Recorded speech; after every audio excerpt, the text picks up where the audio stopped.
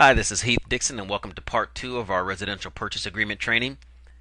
Item 3C, tenant occupied property. Property shall be vacant at least 5 days prior to close of escrow unless otherwise agreed to in writing. If you are unable to deliver property vacant in accordance with rent control and other applicable laws, you may be in breach of this agreement. This is very important. Whenever you put an offer in on a piece of property, or if you're representing the seller and you receive a purchase agreement and item 3, nothing is checked, the property needs to be vacant, meaning the buyer needs to be able to take possession to the property 5 days prior to close of escrow. If this is not the case, item 3C2 will be checked, tenant to remain in possession. If this is the case, you would want to use a purchase agreement addendum, and paragraph 3 will have the terms in which possession will be delivered to the buyer. C3, if checked, this agreement is contingent upon the buyer and seller entering into a written agreement regarding occupancy of the property within the time specified on page 4, paragraph 14b1. Item D specifies any warranty rights, things of that sort, will be assigned to the buyer and copies will be delivered to the buyer. Also, item E specifies that keys will be given to the buyer upon close of escrow. Keys to mailbox, security, alarm system, garage door openers, things of that sort. So read through these items. These are very important as well. Let's move along to item 4, allocation of cost. Unless otherwise specified here, this paragraph only determines who is paying for the report, inspection, test, or service mentioned. This paragraph speaks to the wood destroying pest inspection report. In a normal transaction where you're representing a buyer, you're purchasing a home from a seller, usually you would select seller is to pay for the report and you would enter in seller's choice. But right now, in the times that we're in, most of the properties that we're going to be submitting offers on are either short sales or REOs, and in these cases, buyers will be paying for the report. If you choose to write up the offer and request that the seller pays for these fees, be sure you mention to your buyer that most likely you will receive a counter from the seller, whether it be a short sale or a bank-owned property, the seller requesting for the buyer to pay for these items. You may want to check detached deck if there is a deck. If there are any other structures that you would like to have inspected, you would check it here and specify what other structure will be inspected in the allocated spot. Item 4A2, if checked, the attached wood destroying pest inspection addendum will be included with this offer. This addendum specifies who pays for the inspection as well as who will cover section 1 and section 2 items, a bit more detailed than page 2 of the purchase agreement. 4B, other inspections and reports. This is where you would indicate who pays for specific items regarding the transaction. Item 4B1, seller should pay to have septic or private sewer disposal system inspected. This applies in more rural areas, doesn't really apply in standard city suburban properties. Item 4B2, seller shall pay to have domestic well tested for water, potability, and productivity. Same applies for rural areas. Item B3, buyer or seller should pay to have a natural hazard disclosure report prepared. Usually the seller pays, and if that's the case, you would say seller, prepared by seller's choice. Keep in mind, be sure to inform your buyer that on a short sale or an REO, you'll most likely receive a counter where the seller's asking the buyer to pay for that.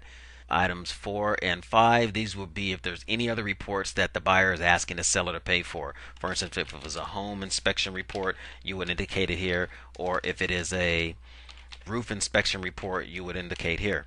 But if there's no other reports that you're requesting, you would leave these items blank. Item 4C1, buyer or seller should pay for smoke detector installation or water heater bracing, and usually you would say seller. 4B2, I normally leave this blank. It may be a wise idea if you're representing the buyer and it's in a particular area where there may be other minimum mandatory government retrofitting standards to select seller. This will protect your buyer just in case something comes up later. But you will notice most of the time if you check this box, then more times than none, the listing agent will counter asking you to remove that item. 4D, escrow and title. Buyer, seller should pay escrow fees. This depends on what county you're located in. You would enter buyer or seller's choice, or if title's already open, You would specify the title company that escrow is already opened with or the title company that you choose to have escrow with. Buyer or seller should pay for owner's title policy insurance, specified in paragraph 12E on page 4. This depends on the county you're in. Be sure to check with your local title company for a matrix of what fees are paid by whom in that particular county. Item 4E, buyer or seller shall pay for county transfer fees. Again, that depends on the county. Buyer or seller shall pay for city transfer fees. Depends on what county you're in. Some cities do not have transfer fees, so it really depends on where you're located. E3, buyer or seller should pay for homeowner association transfer fee. Normally the seller pays for that. Keep in mind, on a short sale or a bank-owned transaction, the lender most likely is going to request that the buyer pays for it. E4, buyer or seller should pay for homeowner documentation preparation fees. This applies for condominiums, townhouses, and some subdivisions that have homeowner associations. Item E5, buyer or seller should pay costs not to exceed. Normally I put $400. It really depends on where you're located and what the standard fees are. And this is for a 1-year home warranty plan issued by Seller's Choice. If you ask the seller to pay for it, it's a good idea to enter Seller's Choice, or if your buyer has a specific policy that they would like, then you would enter it there. Items E6 and E7, this is if there's anything else that you're asking the seller to pay for, you would enter it here in the appropriate location. Page 3 has a lot of standard contract information there. Nothing really for you to enter, so read through definitely at your leisure. It's always a good idea during these training exercises to put this on pause or to go ahead and launch zip forms and read this word for word. B speaks to natural and environmental hazards. 5C is Megan Law database disclosure. 6A, seller has 7 days after acceptance to disclose to buyer whether the property is a condominium or located in a planned unit development or other common interest subdivisions. 7 days is standard. You can change that to whatever you choose. 6B, if the property is a condominium or located in a planned unit development or other common interest subdivisions, the seller has 3 days after acceptance to request the homeowner association form. Standard is 3 days. You can choose to enter any amount of days that you choose. 7. Conditions affecting the property. Unless otherwise agreed, the property is sold in the present physical condition as of the date acceptance and subject to buyer investigation right. The property, including pools, spas, landscaping, and grounds, is to be maintained in substantially the same condition as the date of acceptance. That is very important. You don't want your seller, if you're representing the seller, to do anything different or make any major alterations to the home after an offer is accepted on the property. 7B, seller shall within the specified time disclose any known material facts. C, notice to buyer, you're strongly advised to conduct an investigation. It's always good that you have the buyer get their own home inspection report.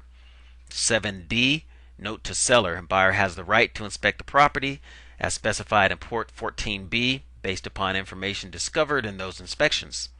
Item 8, items included and excluded in the sale. 8A, note to buyer and seller, items listed as included or excluded in the MLS, flyers, or marketing material are not included in the purchase price or excluded from the sale unless specified on 8B or 8C. So just below is where you would specify anything that will be included with the sale if it is considered personal property, or anything that will not be included with the sale if it is considered real property. And the rule of thumbs is anything that's permanently affixed to the home becomes real property. If you have a fireplace mantle that is bolted to the wall, then at the time that the buyer puts an offer in on the property, that item will be included with the property because it is permanently affixed. If there's a barbecue pit that's out back that seems to be a pretty large structure, but it is not mounted to the ground, that is considered personal property. If you're representing the buyer and your buyer chooses that or wishes to have that barbecue pit included with the sale, they would need to specify that here at item 8B3. And the exact opposite is the same. I sold a property where there was a dog kennel out back, and my buyer did not want it. It was a pretty large dog run. So in that case, item 8C, we would specify dog run. We do not want that to be included with the sale. 9. Buyer investigation of property and matters affecting the property. You want to read through this, make sure your buyer fully understands before they initial the bottom of page 3. This concludes part 2 of our California Residential Purchase Agreement training.